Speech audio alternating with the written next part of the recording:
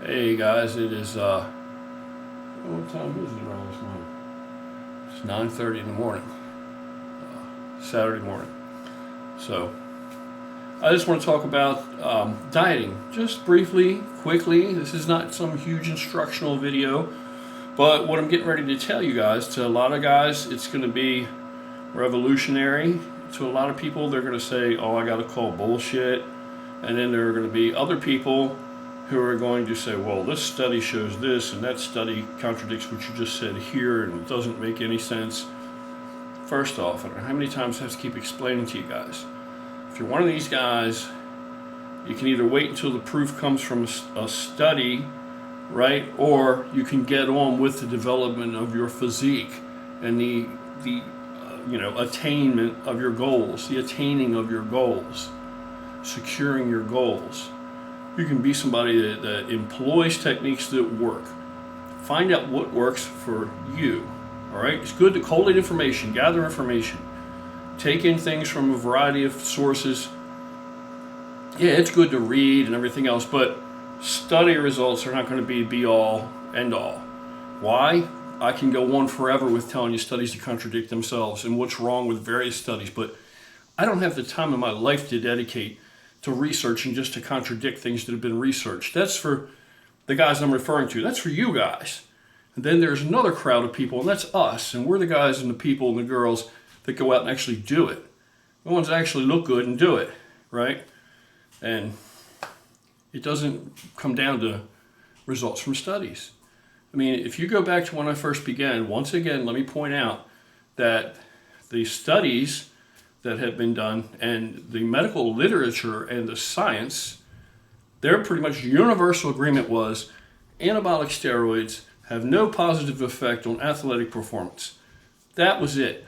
You want to go research something? Go research that that's not a fact. That is a fact. That's true. Also, the other result in the scientific community, the prevailing belief was that anabolic steroids did nothing to generate any gain of muscle mass. They were appetite stimulant, they were for tissue repair, but they didn't make the correlation between the actual building of more muscle and the tissue repair part. You know, a lot of these things were prescribed to people because they were burn victims or they had some kind of wasting disease or disorder, or they had some type of anemia in some cases, drive the red blood cell count up, or I don't know what all else, appetite stimulant. I mean, they gave it to, like D-ball was given regularly to high school athletes that wanted to get bigger next year so they can play football. Wasn't given to the guys now that were playing football to improve their performance. Nobody correlated that was possible and that was a positive, something we could employ or, leverage to get better performance out of somebody. No, it was given to guys who were too small to play this year and would like to have played next year so they could stimulate the appetite and gain some fucking weight. Not gain muscle, not become a freak, gain weight. Okay, so back in those days, if you had guys like these study wizards today, these Google mastards, if you had these guys back in that day, these are the guys that didn't make any progress because they were too busy following what science believed. So science completely turns around and contradicts itself all the time because we don't know half of the shit we think we know. We're always finding out there's some pathway or some type of exchange going on or something, a factor at play that we didn't consider before was previously undetected. Okay, and then that makes everything invalid that we've come up with up to that point. So screw all that. You can be somebody, not saying there's nothing positive you can gain from that type of angle, that approach, there is. But you have to make a decision. Are you primarily a researcher? Or are you primarily, call it what you want, an athlete, a bodybuilder, fitness competitor, figure competitor, whatever your trip is, CrossFitter, whatever the hell you do. Just fucking do it. Like Nike used to say, just do it. It's that simple. It's very simple. Okay, so this diet information I'm going to just share with you now. To me, it's nothing new, and I can assure you that many pros will tell you that I'm dead on the money and I'm telling you something good. I'm telling you the truth. I don't know why it's not out there more, why it's not spread out into society, into the world at large more. It's not more prevalent out there. Why people aren't aware of it and talk about it, or to me, it's just a given because it's not new information. It's the way I was taught to diet 10 years ago.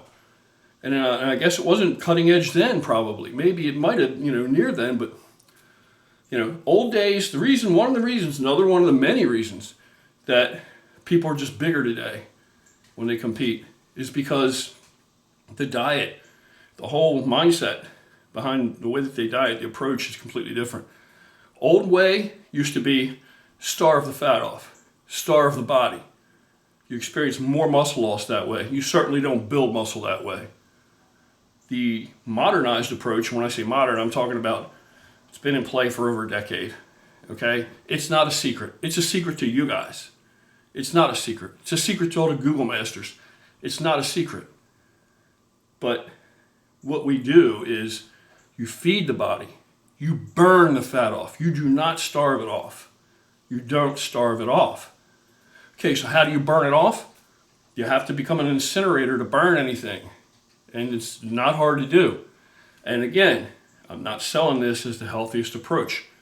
But for people that are a more drastic measure, that require a more drastic measure, okay, it works for them too. If you're somebody, or if you're like really, really overweight, like you've got over 100 pounds to lose or something, and a friend of mine just lost 150, 160, 170 pounds in like 1 year. Now, the way that he did it, do I think it's probably the healthiest approach? Maybe not the healthiest approach, but I don't think it was all that bad. But regardless, it worked for him and it delivered him where he wants to be. So now he can stabilize and find a more realistic method of eating.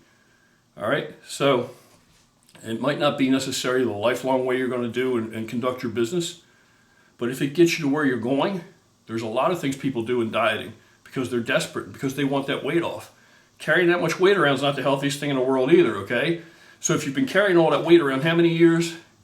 Unhealthy, doctor been telling you you're going to kill yourself, okay? And if you go and do something drastic, diet-wise, which to me, the ones I've looked at, they're not that drastic. If you go and do something drastic diet-wise and it takes you a year, that's 1 year out of how many have you been unhealthy? Now, one more year, you're going to do something drastic that's going to deliver you to a spot where you can be healthy. So please, everybody wants to poo-poo on every fucking thing somebody comes up with that works. So when you go to diet, if you turn your protein intake up, much higher than you need to gain muscle, okay? Off season, if there is such a thing, when you're not worried about being terribly lean, you're primarily shooting to gain muscle mass, you do not need the kind of protein that you need when you diet down. When you diet down, protein goes up. Why does protein go up? Because you are changing the nutrients you're taking in. You're cutting back on the carbs, cutting back on the fats, one or the other, or both, maybe drastically, and you've got to make up for those calories. You've got to make up for them calories because we're not trying to go in a caloric deficit. We're not trying to starve the body to death to lose fat. Okay? We're trying to burn it off. So cranking up the protein accomplishes two huge things. Turning it up will replace those calories. You're going to have to really turn it up now. Think about it. The value, gram for gram. So we're going to have to turn that protein way up, and that's going to replace the calories, have plenty of fucking protein available to the muscle, just completely saturated, just overdone, to the point where the muscle lacks nothing. We're doing everything we can to keep that muscle happy and to keep that muscle there, right? Maybe even build a little bit, believe it or not. And at the same time, the other thing the protein does, turning it up that high, your body now has to find something to do with all this excess of protein. And as it tries to synthesize this shit into something else, or as it tries to metabolize all of this protein, you create a caloric deficit because the energy required, remember, calories the coin of the realm, the energy required to metabolize all this protein is worth more than the value of the protein gram for gram. So calorie for calorie, you are actually digging a hole. And when you throw your cardio on top of that, that's where the fat's actually coming off. And when I say digging a hole, I'm not saying that I'm burning so much calories, I'm having a caloric deficit. You have to think about the overall, the bigger picture, how it all works together synergistically. What I'm doing is stoking the furnace and becoming so active that I'm just an incinerator. I'm just walking around as an incinerator. So as I throw the protein in there to feed the body, that's just throwing wood onto the fire. I'm feeding the muscle. With the cardio, I'm attacking the fat. You got to get into that fat burning zone. You got to maintain it. You got to do whatever cardio is required. But you got to do the cardio. That's how it comes off. Then I am doing everything I can to attack fat, while everything I can to maintain and hold muscle. And because the body goes nuts when it doesn't have consistency. When it's been consistent for a long time, and you throw a wrench into that game plan, the body goes nuts, trying to compensate and figure out what's going on and adjust and gain some relative, normalcy, state of normalcy, regularity. So the body wants to cling to whatever it can cling to mass-wise. It goes into a fucking panic attack. And it's going to cling to the muscle. It doesn't care if it's muscle or fat. It only knows the density that's on top of that fucking skeletal structure. It only knows the mass. So the body's going to be happy to cling to the muscle because it's something. It wants to cling to everything, but you're doing everything you can to attack the fat and everything you can to nurture the muscle. So the body can easily cling to that muscle, and it's going to try, and that's going to help you hold the muscle also, big time, while you continue to beat the shit out of the fat, go after the fat. And the end result is you end up actually bigger and leaner, and near the end, you can actually probably put on, you'll notice you've probably gained a few pounds of fucking muscle. I know, it sounds unbelievable. It sounds hard to believe. It doesn't make sense to a lot of people because you're not allowing it to make sense.